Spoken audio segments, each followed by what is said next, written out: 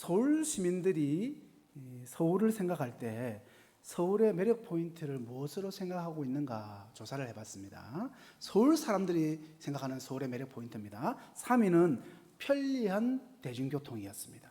2위는 고궁이었고, 자, 그렇다면 서울 시민들이 생각하는 서울의 매력 포인트 1위는 뭐였을까요?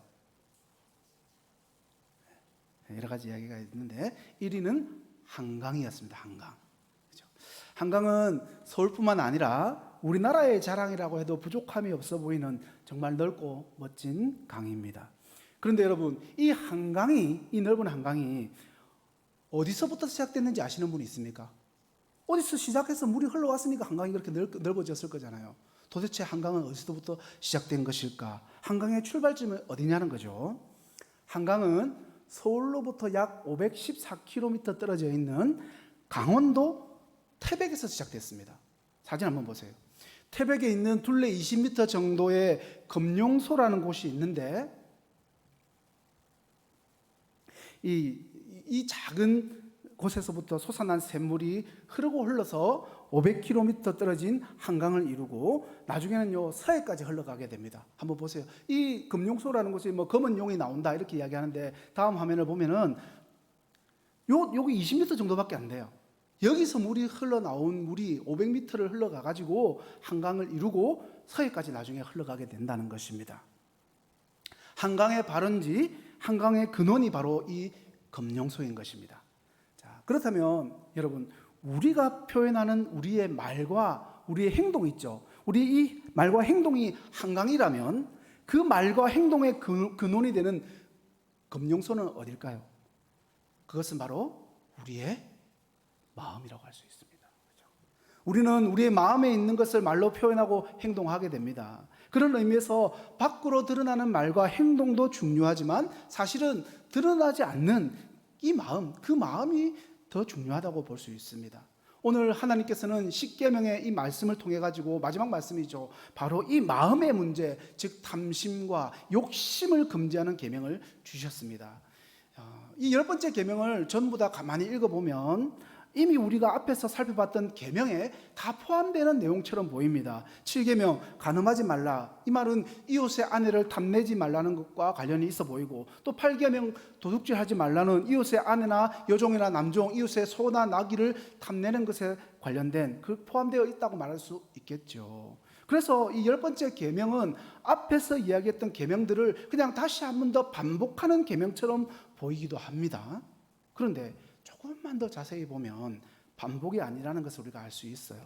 6계명, 7계명, 8계명, 9계명 이 4계명은 실제로 눈에 보이는 행동에 관한 계명이고, 마지막 10번째 계명은 이런 행동의 원인이 되는 우리의 마음에 관한 것을 주신 명령입니다.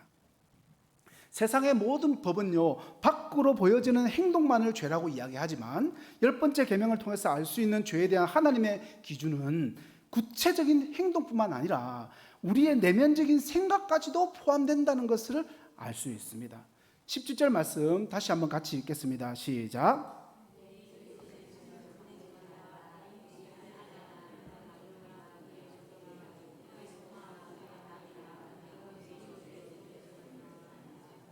한마디로 내 이웃의 소유를 탐내지 말라는 거죠.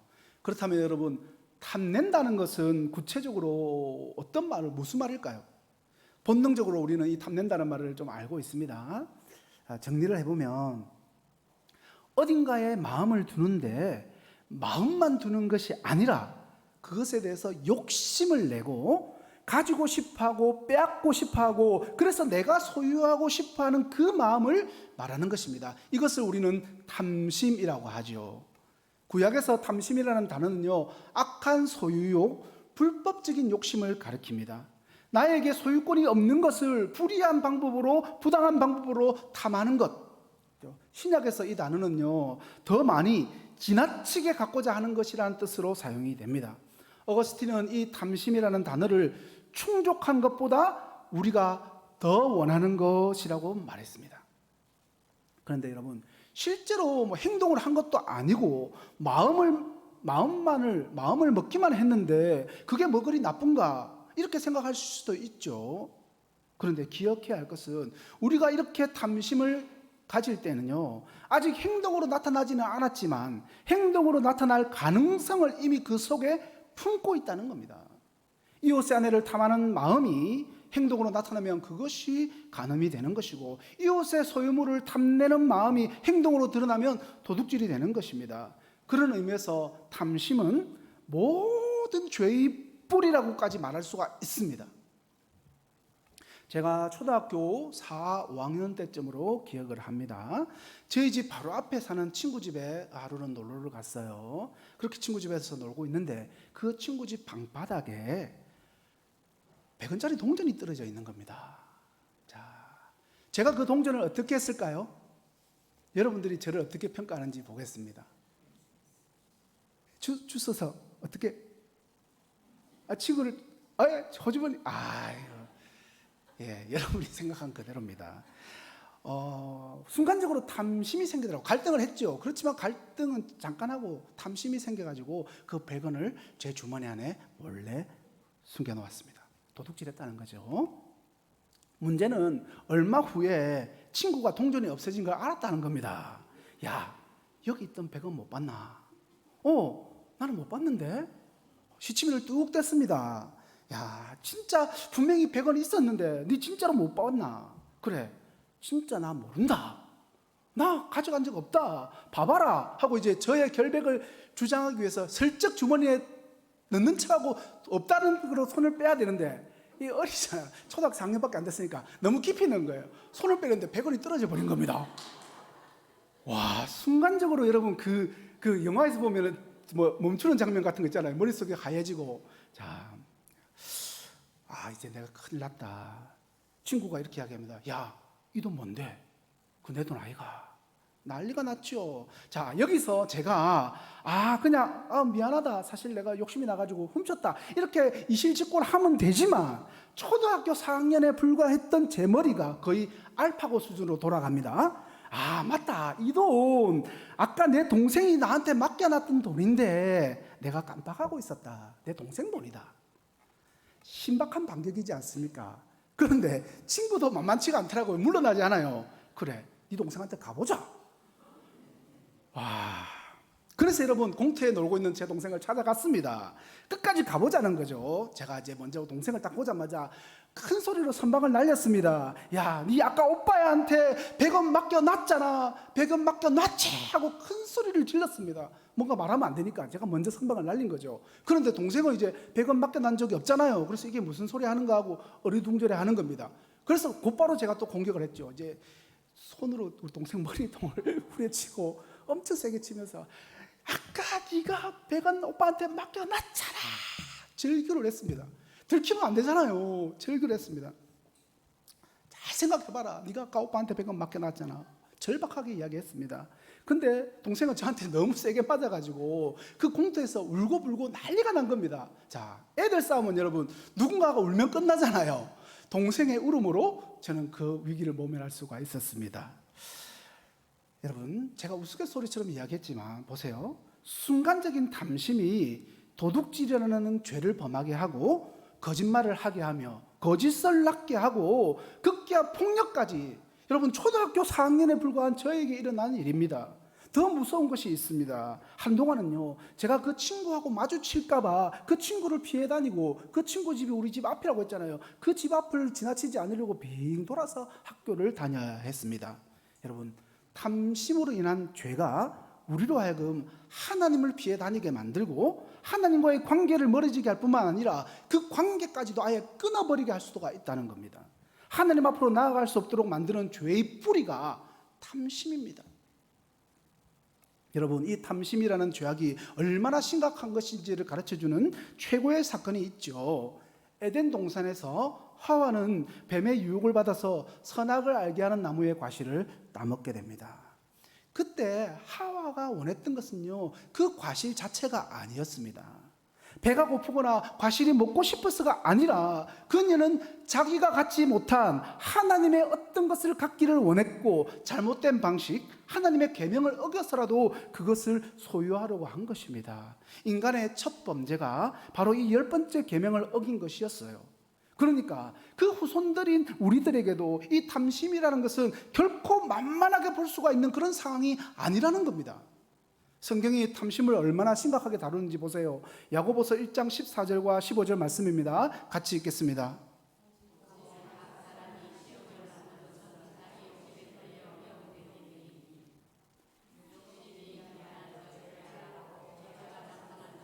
사망을 낳느니라. 여러분, 여기서 말하는 욕심이라는 단어가 바로 탐심이라는 말과 같은 단어입니다. 사람은 탐심 때문에 시험과 유혹을 받고, 탐심이 잉태하면 죄를 낳고, 죄가 자라게 되면 죽음을 낳는 것입니다. 탐심은 죄의 뿌리이고 그 결국은 죽음입니다. 다윗은 밧세바를 취했고 임신시켰고, 이 추한 사실을 감추기 위해서 밧세바의 남편 우리아를 살인 교사했습니다. 8계명, 7계명, 6계명을 어긴 이 모든 일이 다윗이 10계명을 어기고 이웃의 아내를 탐한 데서 비롯되었다는 것입니다. 아합 왕은요, 이웃 나봇의 포도원을 탐내어서 거짓 증언으로 나봇을 모함하고 나봇의 포도원을 몰수해서 법적으로 도둑질을 했습니다. 아간과 가룟 유다도 탐욕으로 인해서 죄를 지은 경우입니다. 유다는 먼저 8계명을 깨고 이어서 존경을 나타내는 거짓 입맞춤을 신호로 해서 예수님을 배반하고 죽음에 이르게 해서 6계명과 9계명을 동시에 어겼던 거죠. 죄는 행동 이전에 마음에서부터 시작이 됩니다. 따라서 탐심이 모든 죄의 뿌리라고 할 수 있는 거죠. 탐심을 품으면 죄의 여러 가지 행동으로 열매를 맺게 되는 것입니다. 자, 여러분, 이런 식으로 우리의 탐심의 근원을 파헤쳐 보면서 이 탐심의 근원을 따라가 보면 이 10번째 계명은요, 첫 번째 계명과 떼놓고 볼 수가 없습니다. 1계명과 10계명이 마치 머리와 꼬리처럼 서로 물려 있다는 겁니다. 수사학적으로는 이것을 수미상관이라고 하는데요, 내 이웃의 소유를 탐내지 말라는 것과 내 외에는 다른 신들을 내게 두지 말라는 것이 밀접한 관계가 있는 겁니다. 바울은 또한 이것을 골로새서 3장 5절 말씀을 통해서 이렇게 이야기합니다. 같이 읽겠습니다. 그러므로 땅에 있는 지체를 죽이라. 곧 음란과 부정과 사욕과 악한 정욕과 탐심이니 탐심은 우상숭배니라. 여러분, 탐심을 우상숭배라고 주장하는 바울 사도의 말씀에 여러분 동의를 하십니까? 왜 바울은 탐심을 우상숭배라고까지 주장을 하는 것일까요?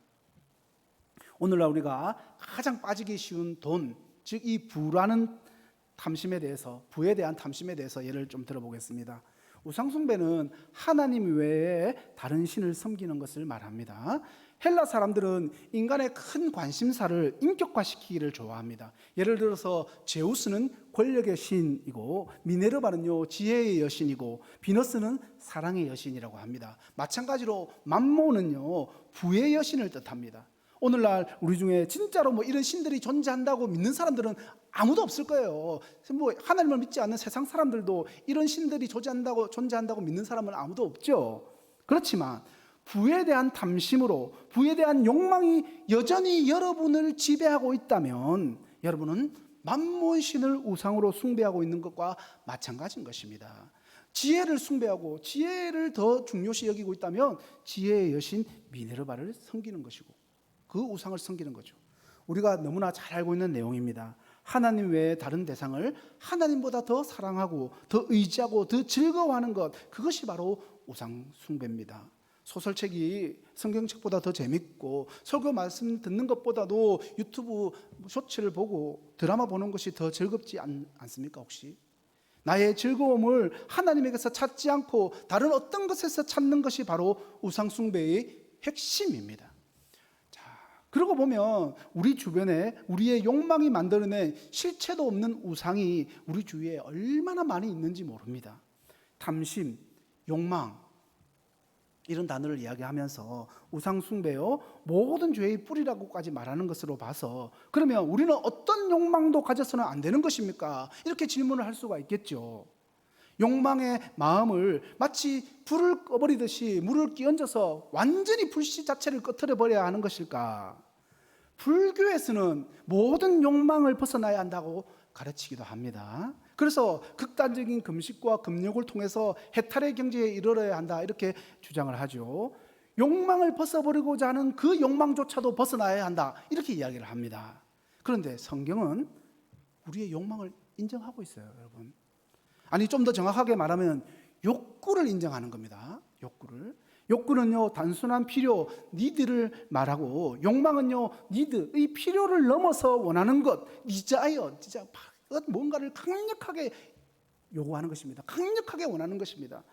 강력한 열망, 그죠?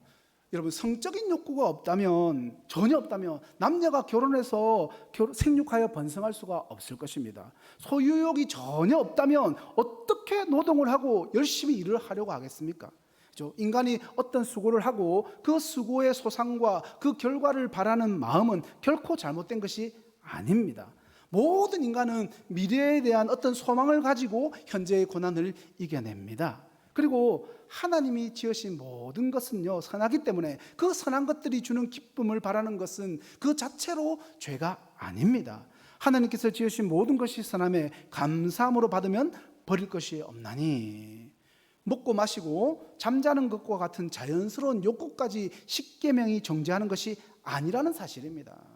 문제는 바라지 말아야 할 것을 바라고 잘못된 방식으로 바라고 필요를 넘어서 욕심을 내어서 원하는 강한 그 욕망이 문제입니다. 욕망, 정욕이라고 불리는 탐심, 욕구가 필요 이상으로 과도하게 사용되어서 욕망이 되는 것을 정죄하고 있는 것입니다. 여러분, 욕구는 어느 정도 채워지면 멈춥니다. 욕구는 채워지면 멈출 수가 있어요. 그런데 욕망은 끝이 없습니다. 끝이 없어요. 잠언에 보면 탐심에 관해서 아주 재미있는 유머가 하나 나옵니다. 거머리와 두 딸의 이야기입니다. 잠언 30장 15절이죠. 거머리에게는 두 딸이 있어 다오다오 하느니라. 족한 줄을 알지 못하여 족하다 하지 아니하는 것 서너시 있나니. 그러니까 거머리는 여러분 잘 아시죠? 빨판이 두 개 있잖아요. 두 개. 그래서 하나는 달라붙어서 떨어지지 않게 하고 하나는 그 달라붙어 가지고 피를 쪽쪽 빱니다. 양쪽 두 개가 그런 작용을 하는 거죠. 그렇게 피를 빨아대는 모습을 이야기하고 있는 겁니다. 왜 이것이 탐심에 관한 이야기인지 이어지는 16절 말씀을 보시면 분명해집니다. 같이 읽겠습니다.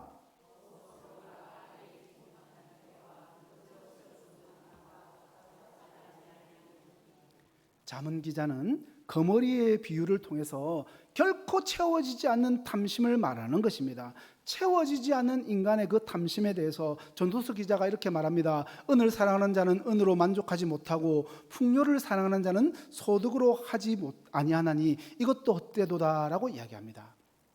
자, 그렇다면 이 모든 욕망과 탐심에서 벗어나는 길, 그것에서부터 탈출하는 길은 어디에 있는 것일까요?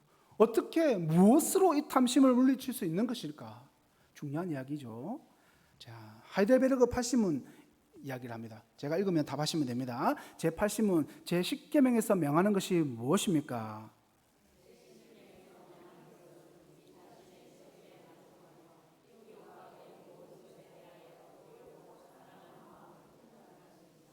여러분, 탐심을 없애버리기 위해서, 탐심을 이기기 위해서 우리에게 필요한 것은요, 우리 자신의 처지에 만족할 수 있어야 합니다. 빌립보서 4장 11절부터 12절 말씀입니다. 같이 읽겠습니다.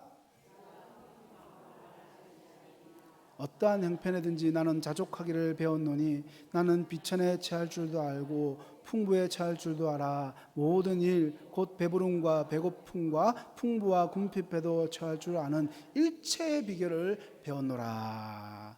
이 자족, 이 스스로 만족해야 한다는 말로 풀이가 되지만 여러분, 이 말은요, 자기 자신에게 만족해야 한다는 것이 아니라 하나님이 자기에게 주신 것에 만족해야 한다는 그런 뜻입니다. 하나님께서 주신 나의 삶을 만족스럽게 생각하고 더 많은 것을 탐내거나 기웃거리지 않을 뿐만 아니라 주신 그것으로 인해서 즐거워하고 기뻐한다는 말입니다. 가진 것은 가진 대로, 없는 것은 없는 대로 감사하는 마음을 가지는 것입니다. 가지지 않는 것으로 불평하는 것이 아니라 가진 것으로 감사하는 마음, 그것을 바울은 스스로 만족하는 마음이다라고 말한 것입니다. 대부분의 세상 사람들은 많이 가져야, 더 높아져야만 만족할 수 있을 거라고 말합니다. 그러나 진정한 자족의 삶은 하나님께서 주신 것 그 자체로 만족하고 감사할 수 있어야만 합니다. 여러분, 이 자족하는 마음은요, 탐심을 물리치는 강력한 우리의 무기가 됩니다. 물론 자족하는 것이 쉽지 않을 것입니다. 누구나 다 쉽게 자족을 할 수 있다면, 쉽다면 십계명 말씀을 이렇게 주실 이유도 없었겠죠. 여러분, 그렇다면 눈에 보이는 것이 당장 아쉬운데 어떻게 불평하지 않고 감사할 수 있을까? 어떻게 주변 환경에 휘둘리지 않고 비천할 때나 풍부할 때나 배부를 때나 배고플 때나 상관없이 자족할 수 있을까요? 사도 바울은 우리에게 주시는 이야기가 말씀이 있습니다. 사도 바울이 주시는 말씀, 내게 능력 주시는 자 안에서 내가 모든 것을 할 수 있느니라. 여러분, 이 말씀 다시 한번 같이 읽겠습니다. 시작.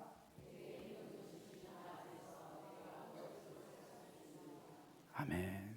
바울은요, 자신에게 능력 주시는 하나님을 그 신뢰함으로 자족하는 법을 배워갔습니다. 결국 하나님이 내 삶을 인도하시고 내 삶의 최선을 이루어 가신다는 그 믿음이 우리를 자족하게 만드는 것입니다. 또한 시편 기자가 우리에게 분명히 가르쳐주는 말씀이 있지 않습니까? 너무나도 우리가 잘 아는 시편 기자의 고백입니다. 여호와는 나의 목자시니 내게 부족함이 없으리로다. 다 가졌어가 아닙니다. 욕구가 다 채워져서가 아니라 실제로 하나님이 나의 목자가 되셨기 때문에, 하나님이 나의 전부가 되셨기 때문에 그 하나님을 전부로 삼은 사람의 그 고백, 나는 더 이상 부족함이 없습니다. 여러분, 이런 고백을 할 수 있다면 이 사람이 진짜 행복한 사람 아닙니까? 또한 우리가 자족하기 위해서 두 번째로 필요한 것은 바로 예수 그리스도의 사랑을 알아야 합니다. 만족은요, 행복의 또 다른 이름이라고 말할 수가 있습니다. 그래서 찬송시의 작가 톰 레디의 시를 잠시 소개하겠습니다. 행복, 너 사랑스러운 이름아 어디 있느뇨? 내가 제일 원하는 대상, 나 위에 십자가에서 달리신 예수. 누구나 행복을 동경하지만 주님 안에서만 찾을 수 있네. 주님을 기뻐하고 주님을 아는 것이 하늘 아래 우리의 큰 행복일세. 주님을 보고 주님을 사랑함이 하늘 위 우리의 큰 행복일세. 나를 향한 주님 사랑 느낄 때 만물은 기쁨으로 충만하네. 여기 나 주님과 동행하다 죽어 주님 앞에 가기를 바라네. 나 오직 주님만 소유하려네. 모든 행복의 근원이신 그분, 최상의 행복이 내게 오네. 하늘 아래 내게, 하늘 위 내게. 예수 그리스도의 사랑을 아는 것이 진정한 만족을 누릴 수 있는 유일한 근원이라는 사실을 여러분 믿으시기 바랍니다. 이 80문에서 우리가 이렇게 대답했죠. 이웃과 그의 모든 것에 대하여서 의롭고 사랑하는 마음을 품으라. 어떻게 이웃에 대해서 이런 의롭고 사랑하는 마음을 품을 수 있겠습니까? 예수 그리스도의 사랑을 알면 탐욕이 가득하고 자신만 섬기는 삶의 방식에서 벗어나서 하나님을 맨 앞에 두고 이웃을 그 뒤에 두며, 그리고 자신의 만족을 맨 마지막에 두는 그런 삶을 살 수 있게 된다는 것입니다. 십자가 위에서 죽으시고 부활하신 그리스도의 사랑이 탐욕을 해독시킬 우리의 치료제인 것입니다. 말씀을 맺겠습니다. 마지막으로 잠깐 이야기를 하나 나눌까 합니다. 어느 한 가난한 여인이 남매를 데리고 힘들게 살아가고 있었습니다. 철부지 아들은요, 그 가난을 견디다 못해서 집을 나가버렸고 어머니와 딸은 강가에다가 허름한 여관을 하나 차렸습니다. 모녀는 그 가난을 벗어나기 위해서 열심히 일했습니다. 그런데 재산이 조금씩 늘어가는 거예요. 그런데 그 재산이 늘어감에 따라서 그들의 탐심 또한 조금씩 자라나기 시작했습니다. 어느덧 이 모녀는 자신들도 모르는 사이에 돈을 벌기 위해서라면 수단과 방법을 가리지 않는 사람들로 변하고 말았습니다. 심지어 투숙객에게 수면제를 먹여서 그 투숙객을 죽여버리고 지갑을 탈취한 후에 시신을 강가에다가 버리는 그런 일도 스슴치 않았던 것입니다. 어느 날 돈이 많아 보이는 젊은 손님이 투숙을 했습니다. 여느 때와 같이 모녀는 젊은 투숙객에게 수면제를 먹여서 죽이고는 시신을 강가에다가 버렸습니다. 그들은 탐욕의 그 불타는 눈빛으로 그의 지갑을 뒤지다가 신분증을 하나 발견하게 되었습니다. 그들이 그토록 기다리던 집 나간 아들이었습니다. 크게 성공을 해서 어머니와 누나를 만나러 고향에 돌아온 아들이었습니다.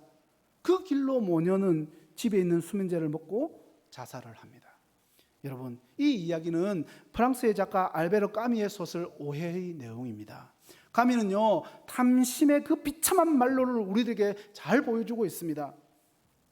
그런데 여러분, 크게 성공해서 어머니와 누나를 만나러 고향에 찾아온 아들, 그 아들이 예수님이라면 그 아들을 죽인 어머니와 딸은요, 바로 오늘날 담심으로 눈먼 저와 여러분이 될 수 있다는 것입니다.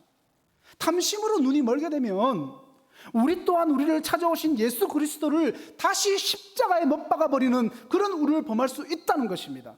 바울이 그래서 이렇게 고백하죠. 갈라디아서 5장 24절 말씀입니다. 같이 읽겠습니다.